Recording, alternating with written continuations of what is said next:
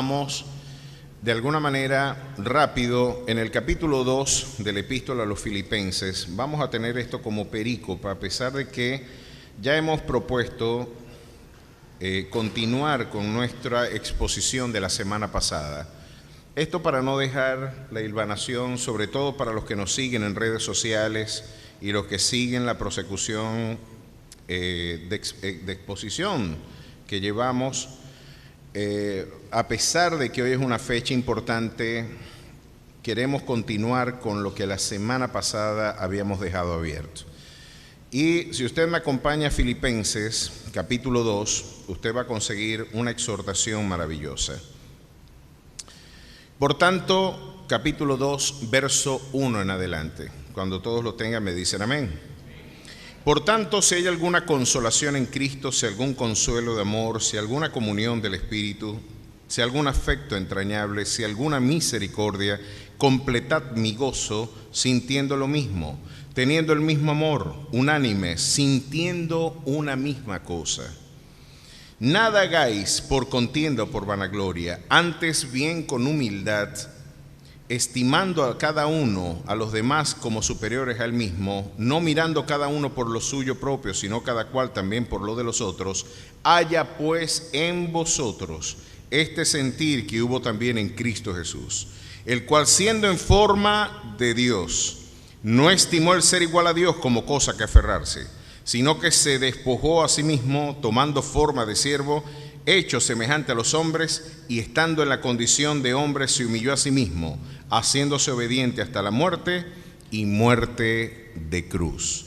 Por lo cual Dios también le exaltó hasta lo sumo y le dio un nombre que es sobre todo nombre, para que en el nombre de Jesús se doble toda rodilla de los que están en los cielos, en la tierra y debajo de la tierra, y toda lengua confiese que Jesucristo es el Señor, para gloria de Dios Padre. ¿Cuántos dicen amén y dan gloria al que vive y reina por los siglos de los siglos?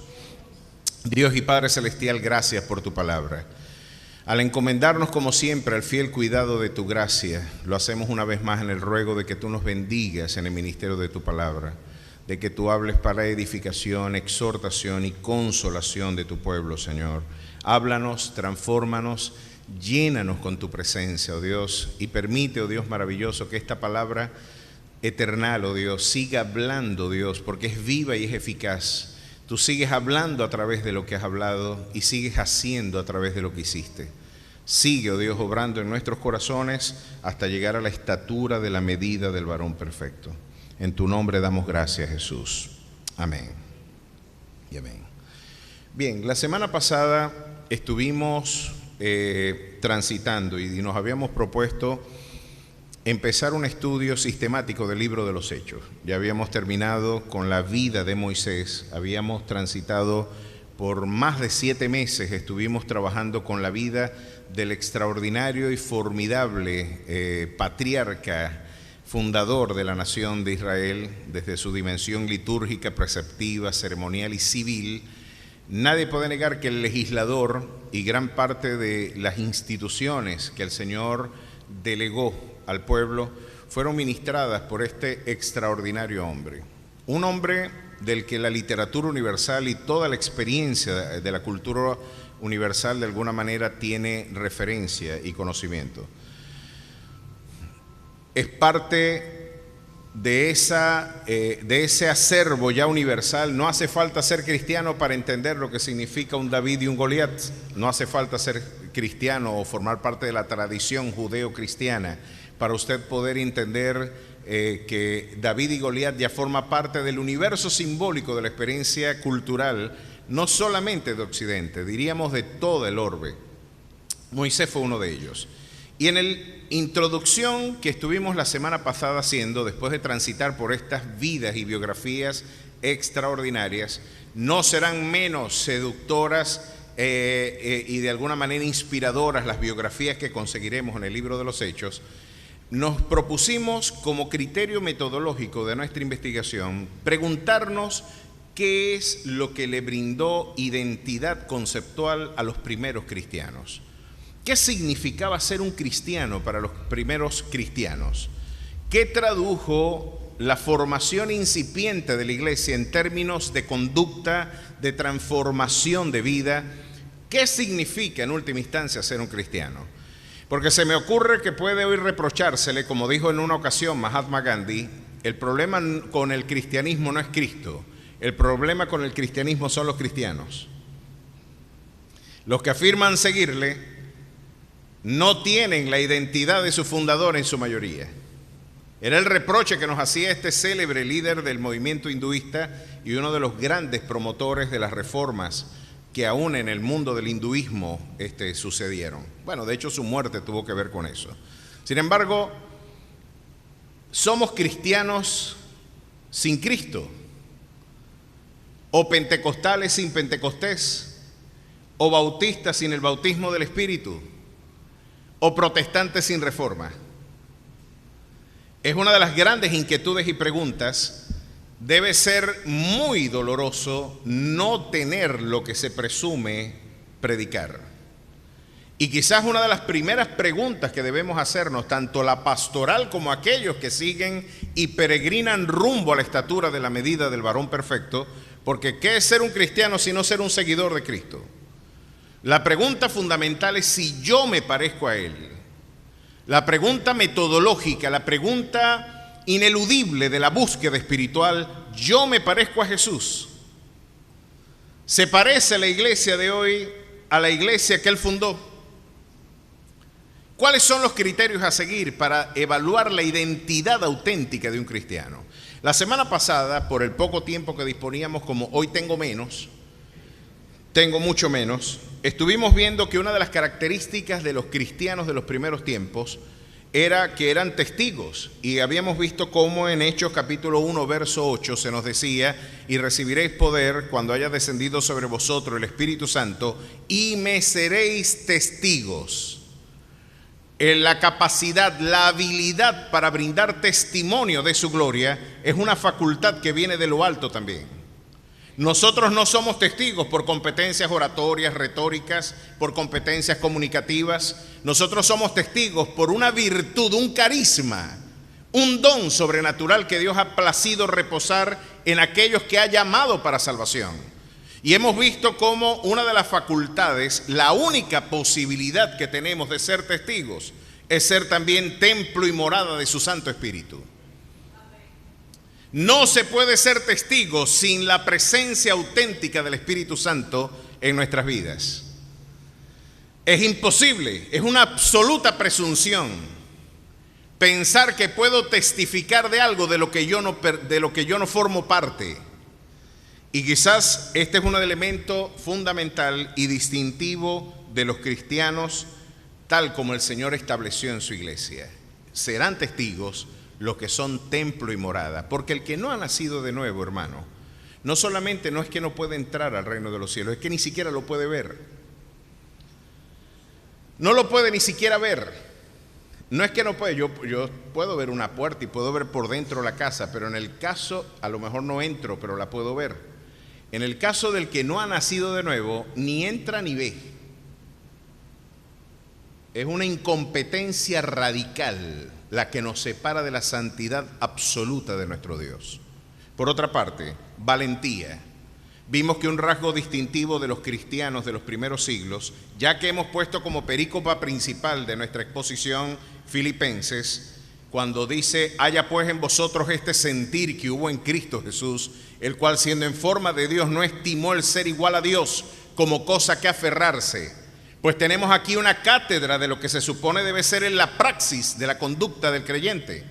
Desarraigo, compromiso y tener en poco nuestros propios intereses, tener en poco incluso nuestra propia vida.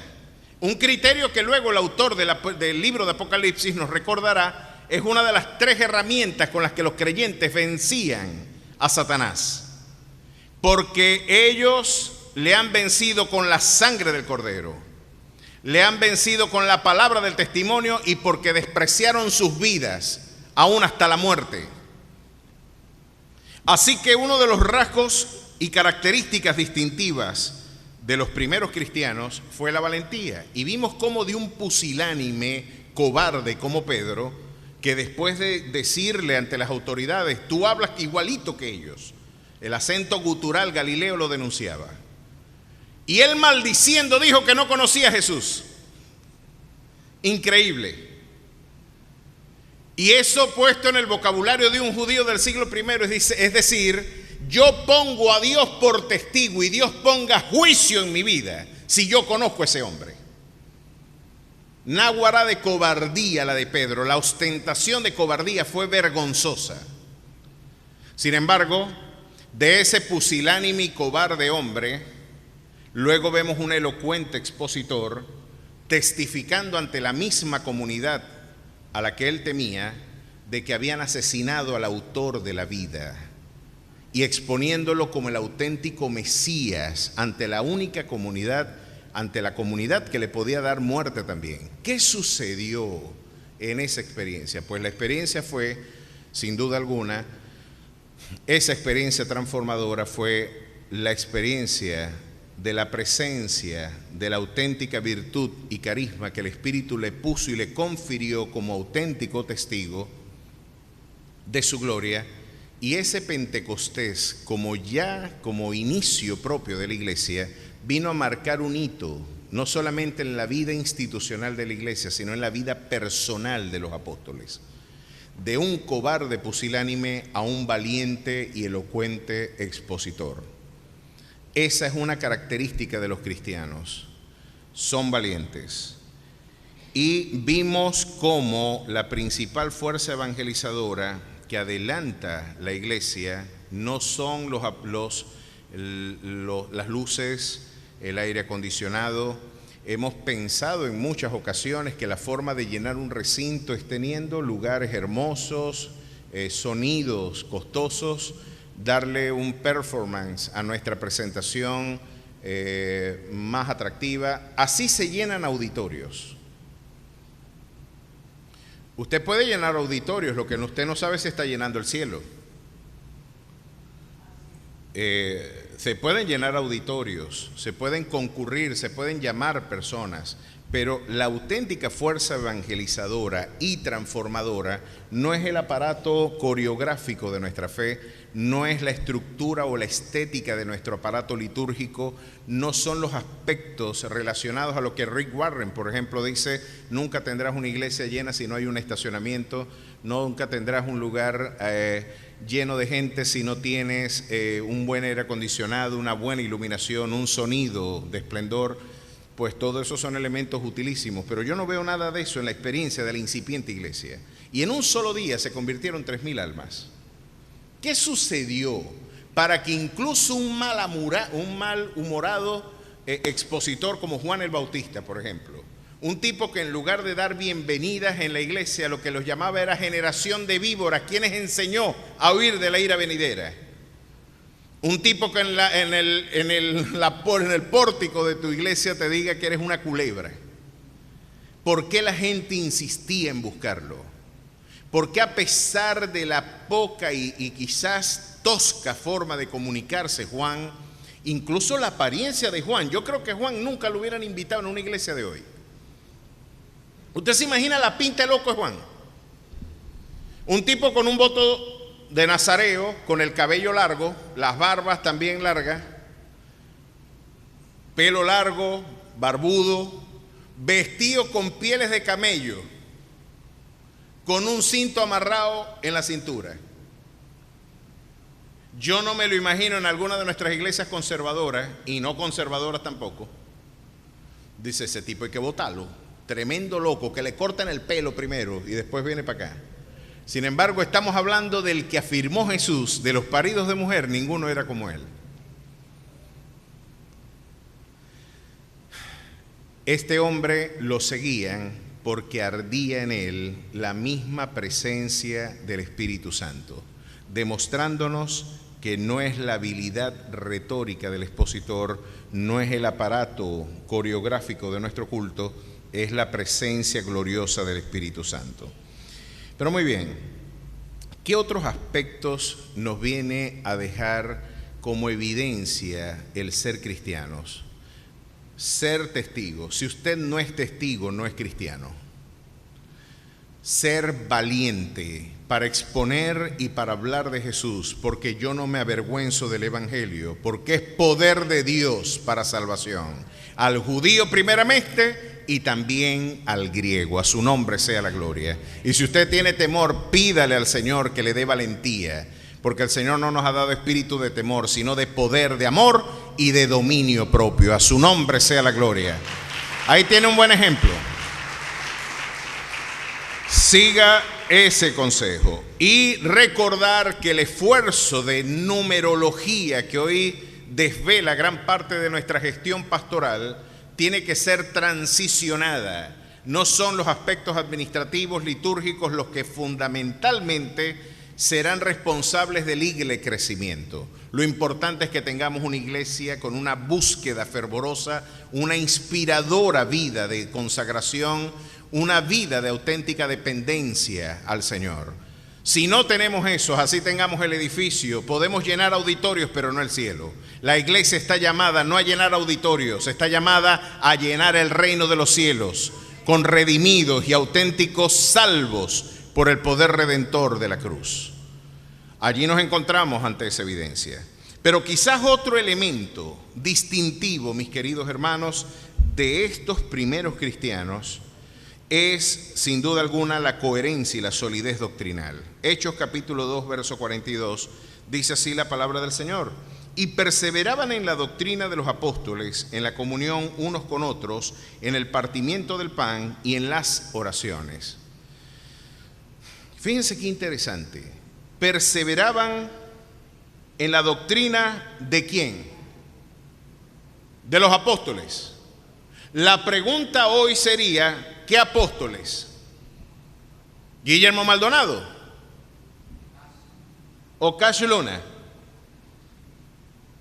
¿A cuál apóstol seguimos? Porque según Efesios 2:20, si usted me acompaña un momentito a Efesios 2:20, claro que hay un problema doctrinal con el tema apostólico contemporáneo. En Efesios 2:20, usted ve que el apóstol Pablo dice edificado sobre el fundamento de los apóstoles y profetas, siendo la principal piedra de ángulo Jesucristo mismo. Así que si yo quiero edificar el edificio espiritual, tengo que preguntar quiénes son los apóstoles sobre los que yo edifico, porque son los que echaron el fundamento, ¿no? Son los que echaron el criterio, el fundamento, la estructura fundacional de todo lo visible de la iglesia.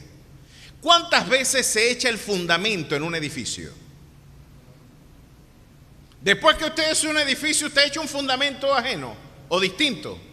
Vamos a echar aquí una base por gusto. Voy a echar una excavación aquí, voy a poner un anclaje pero si ya el edificio está hecho. Hay que agregar un nuevo fundamento. El problema con el movimiento apostólico hoy es el mismo que la iglesia reformada tiene con la iglesia católico romana. Es un problema de fundamentos y de criterios de autoridad. El tema con el magisterio de la iglesia y el tema con la infalibilidad ex cátedra del Papa, lo que nos está diciendo es que la iglesia, Dios, el canon, los criterios normativos y preceptivos de la iglesia no se han cerrado, siguen abiertos. Siguen abiertos los criterios de nuestra fe. Quedan a merced del gusto, del antojo, del criterio del que adelanta el liderazgo de la iglesia en este caso. Pero usted puede darse cuenta, ¿será que nosotros podemos agregar a lo que ya Dios consagró en esta palabra? ¿Será que por elocuente, carismático o capaz que yo sea, podré seguir yo agregando preceptos y normativas a lo que Dios ya instituyó preceptiva y normativamente en su palabra? ¿Será que los primeros discípulos de los apóstoles tenían algunas cosas más que enseñarle a la iglesia distintas a las que ya Dios consagró en su palabra? Pues yo creo que no.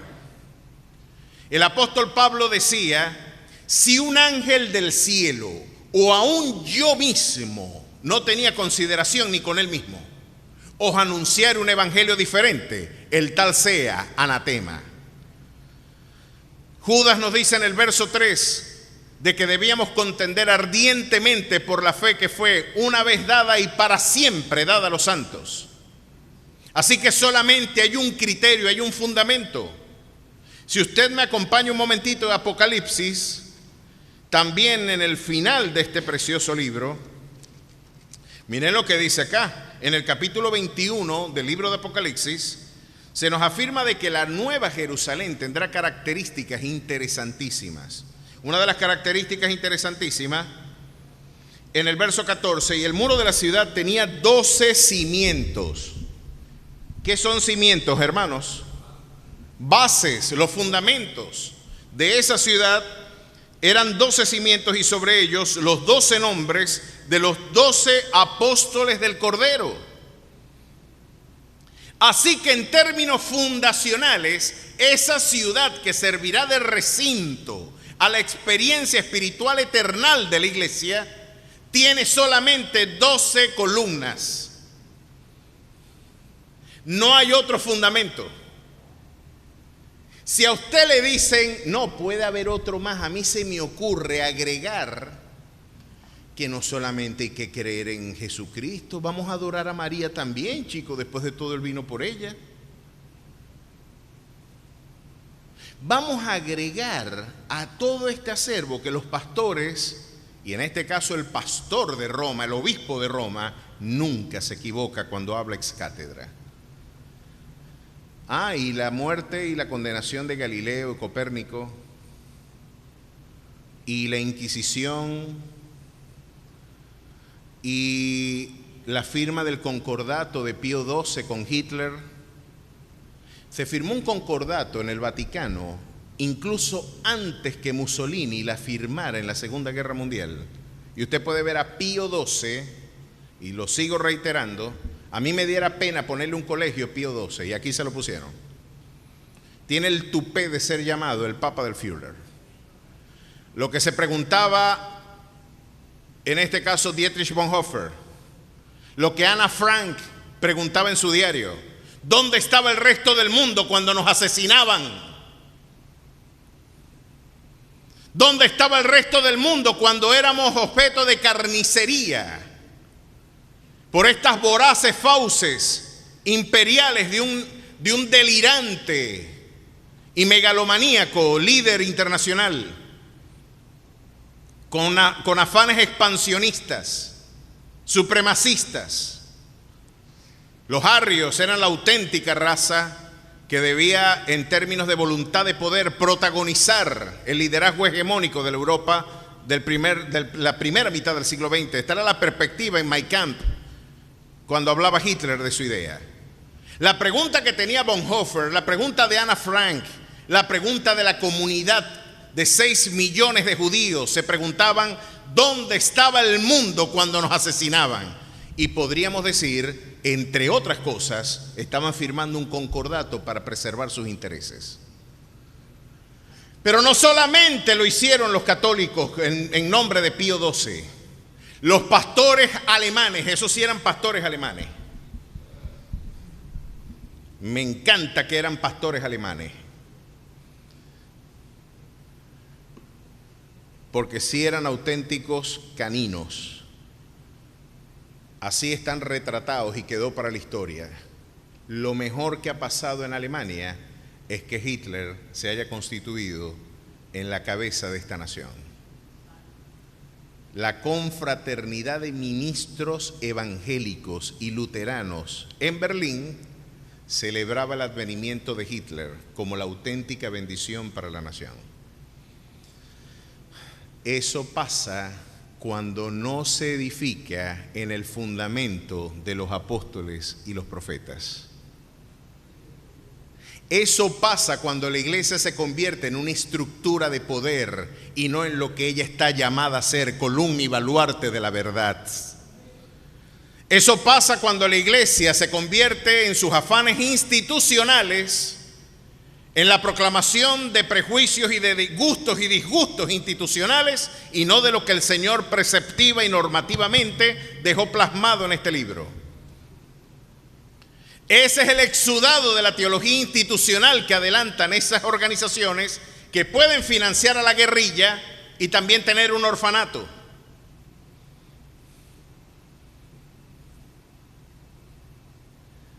Eso es lo que hoy permite que algunos vendan milagros en nombre de que ellos son vicarios de Cristo en la tierra. Y como ya dijo un apóstol mayamero, así como los primeros apóstoles eran infalibles, yo también soy infalible en mi palabra. Si usted no está edificado sobre las 12 columnas que nos escribe este libro, y usted ha buscado columnas y fundamentos ajenos, usted podrá ser pentecostal, pero no ha tenido Pentecostés. Usted podrá ser bautista, pero no tiene el bautismo del Espíritu. Usted podrá ser protestante, pero no ha tenido una auténtica reforma. Es lamentable que si edificamos sobre un fundamento distinto, usted podrá ser llamado un cristiano que no tiene a Cristo. ¿Se dan cuenta? ¿Dónde estamos edificando? ¿Cuál es el fundamento de nuestra fe? Pues siempre que la iglesia se ha equivocado es cuando le ha dado la espalda a este precepto. Mientras tanto, ¿cuál es el signo distintivo de una auténtica iglesia? Mis ovejas oyen mi voz y yo las conozco. ¿Cuántos pueden discernir la voz de su Dios en este precioso libro? ¿Cuántos pueden decir, este libro es lámpara a mis pies y es lumbrera a mi camino? ¿Cuántos pueden decir, sécase la hierba, marchítese la flor, pero la palabra del Señor permanece para siempre? A su nombre sea la gloria. Pues serán cristianos aquellos que pueden escuchar la voz del Maestro en estas palabras.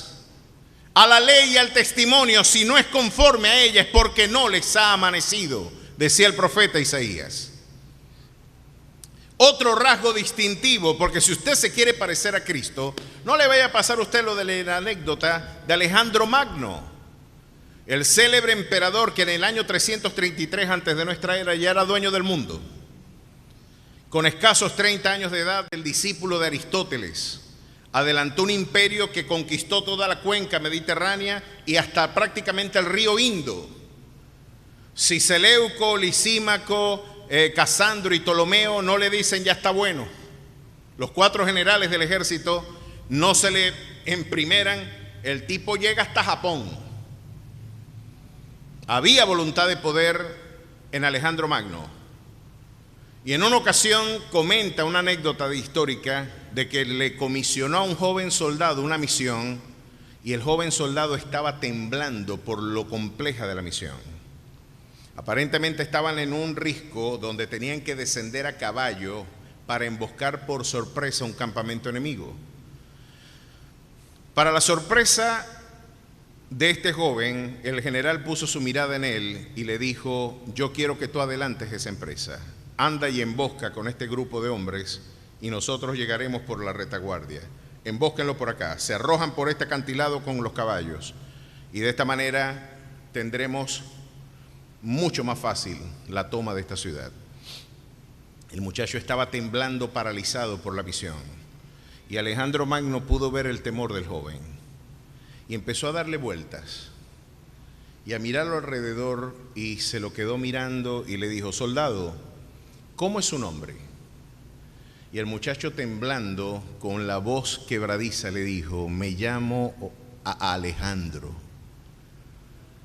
Y Alejandro se lo quedó mirando, ¿te llamas Alejandro? Bueno, usted va a hacer algo. O usted cumple la misión o usted se cambia el nombre. Nadie que se llame Alejandro va a ser un cobarde. Yo creo que Jesús hoy puede decirnos lo mismo. O hacemos lo que Jesús hizo, o es mejor que nos cambiemos el nombre. Debemos ser testigos, debemos ser valientes, debemos depender de Él para la comisión que nos ha sido delegada y debemos seguir fundamentando sobre el fundamento inconmovible de los apóstoles y de los profetas. Y con esto termino. Seguimos la semana que viene. ¿Qué otro aspecto distintivo tienen estos que adoran y hoy afirman ser cristianos? Hoy celebrando el advenimiento. ¿Sabe que la Navidad ha sido motivo de mucha controversia aún dentro de nuestras propias iglesias? ¿Se debe o no celebrar? Muchos han visto en la celebración de la Navidad la reminiscencia de eventos paganos, de la cultura meso, más bien precristiana europea. El arbolito, una forma de culto de las comunidades de los druidas y de los celtas. Muchos han visto en la celebración del 25 de diciembre lo que ya conocemos históricamente como el solsticio de invierno, el origen del sol naciente, que el mundo pagano celebraba como una forma de culto al dios sol, al sol naciente, y que luego de la victoria sobre el puente de Milvio, cuando Constantino adelanta el edicto de Milán, algunos afirman que bueno, él vino a reinstitucionalizar todo el mundo pagano. En vocabulario de Chesterton, el cristianismo puso en cuarentena el paganismo. Y las instituciones paganas fueron bautizadas, el mismo paganismo con otro nombre. Pues usted lo puede mirar de distintas formas, pero yo le voy a decir algo. El chocolate, si esto fuera verdad, tampoco lo podríamos tomar. Porque el chocolate lo formaron las comunidades nahuas con propósitos de culto. Así que cuando usted se toma un vaso de toddy, alguien podría decir, tú estás celebrando a Quetzalcóatl, a la divinidad, a la serpiente emplumada maya y azteca, porque esa era una bebida que se consagraba a esa divinidad. Cuando usted se toma un toddy, está pensando en ese calembe culebra con pluma. No, yo estoy pensando en qué un pan mal parado que esté por ahí, muchachos, para darle un toddy que habrá mal parado por ahí para rodar este toddy, chico. ¿Qué voy a estar yo pensando en ese calembe culebra? Usted cuando celebra hoy el 25 de diciembre está pensando en el dios sol, está pensando en el solsticio de invierno. Aquí no hay invierno.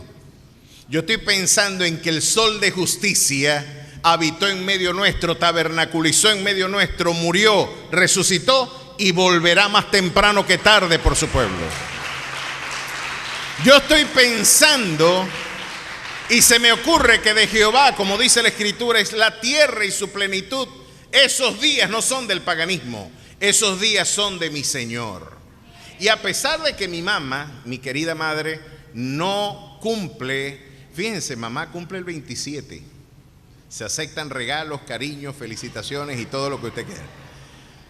Mi mamá cumple años dentro de unos pocos días. Ella no cumple años el Día de las Madres, pero voy a dejar de celebrar su vida, su obra, el amor en su grado más pleno y puro lo he conocido yo a través de ella. Sería inmoral yo no celebrar el Día de las Madres, porque mi mamá no nació en mayo, sino que nació en diciembre. Ojalá hubieran 50 Navidades para yo celebrarlas todos los días y decir que Cristo el Salvador vino a este mundo, murió y resucitó y volverá más temprano que tarde por su pueblo. Ojalá tuviéramos más ocasiones para decirle al mundo, para decirle a la cultura. La Navidad es el esfuerzo cultural de la iglesia por colonizar el mundo pagano en nuestro esfuerzo de resemantizar, de reinstitucionalizar la experiencia cultural de Occidente. Hay que recordar que en el momento en que la Navidad se forja, fue brindándole una respuesta al movimiento docetista y a gran parte del arrianismo que negaba la divinidad de Jesús.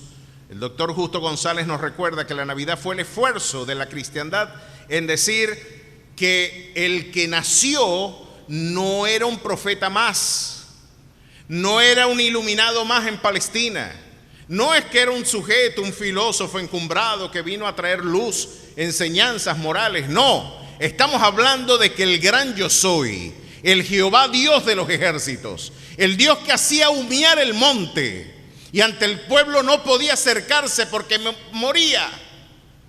Tenemos una dificultad de comunicación con ese Dios, su absoluta santidad. Así imposible yo acercarme a él porque podía morir si lo veía.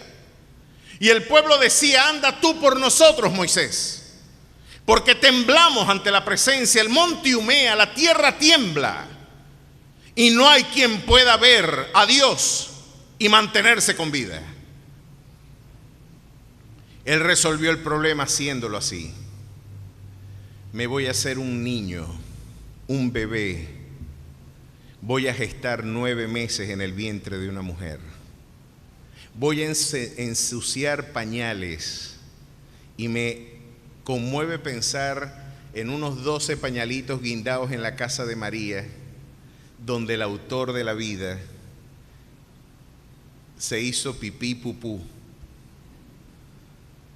Y el que hizo nuestros pies y nuestras piernas aprendiendo a caminar. El verbo de vida, la palabra encarnada aprendiendo a decir papá y mamá. Es inconmensurable el amor que hubo en esta encarnación. ¿Cómo no voy a celebrar que Él vino? ¿Cómo no voy a celebrar que en Bethlehem, en la casa del pan, Belén, donde había hambre en la casa del pan, había hambre en la casa del pan, y el pan de vida vino, se humanó y nació en Bethlehem, la casa del pan? El pan de vida, así como el maná que descendió del cielo, descendió, nació. Es como si usted llega a su casa y usted tenga que entrar escondido a su casa porque no lo quieren recibir ni en su casa. Él creó el universo y no encontraba un lugar donde nacer. Y dijo, yo tengo una mejor idea. Y fíjense, aquí tenemos un ejemplo. Queremos celebrar la Navidad bien. Haya pues en vosotros este sentir que hubo en Cristo Jesús. Siendo en forma de Dios, no estimó el ser igual a Dios como cosa que aferrarse. Nació en un lugar insalubre. En un lugar, Él era el único ser que pudo escoger dónde nacer, y nació donde yo no quisiera nacer. Y dijo, antes yo no podía hablar contigo, ahora puedes ver mi rostro, diría Jehová, en la faz de mi Hijo Jesucristo. Un misterio encumbrado, un Dios en 3 personas, una unión hipostática, un Dios 100% hombre y 100% Dios, un misterio humanado. Es Cristo en vosotros, la esperanza de gloria. ¿Cómo no vamos a celebrarlo? Y hoy, quizás al igual que en aquella primera Navidad, no hay muchos lugares donde quieran recibir a Jesús. Él sigue siendo un exiliado en el mismo mundo que Él formó, porque el mismo mundo Él lo creó. Y Él espera nacer en cada corazón que por medio de la fe puede creer en Él. Qué maravillosa bendición es saber que a pesar del quebranto de nuestra Navidad venezolana, esta Navidad se parece mucho a la Navidad primigenia. Los peores años de nuestra Navidad en Venezuela, habían unos Herodes persiguiendo a niños. Hoy la ideología de género persigue a nuestros niños. Quiere sodomizarlos, quiere asesinarlos. Las campañas proabortistas son las versiones contemporáneas de los Herodes del ayer. Hoy nos encontramos ante hombres que quieren lesionar la presencia de Jesús, pero nada va a detener su formidable obra en nuestras vidas. Amén.